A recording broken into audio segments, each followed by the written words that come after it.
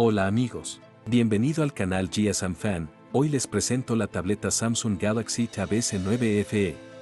Tableta Galaxy Tab S9 FE tiene ranura para tarjeta SIM física y ranura para tarjeta de memoria y también tiene eSIM, por lo que se puede usar Dual SIM. ¿Qué es una eSIM?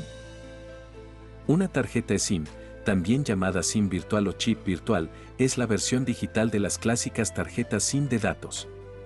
Funciona gracias a un microchip que se instala en el móvil y permite instalar varios perfiles eSIM. Inserta la herramienta en el orificio de la bandeja y presiona suavemente para sacar la bandeja.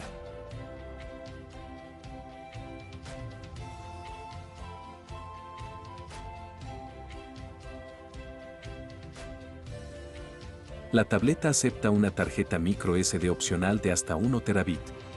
Coloque la tarjeta nano SIM en la primera ranura y la tarjeta de memoria en la segunda ranura, colóquelas con los contactos dorados hacia abajo. Vuelve a poner la bandeja en el tableta. La tableta Samsung Galaxy S9 FE en este video es el modelo X516 que es SIM y 5G. El modelo X510 no tiene SIM, solo es Wi-Fi. Gracias por ver.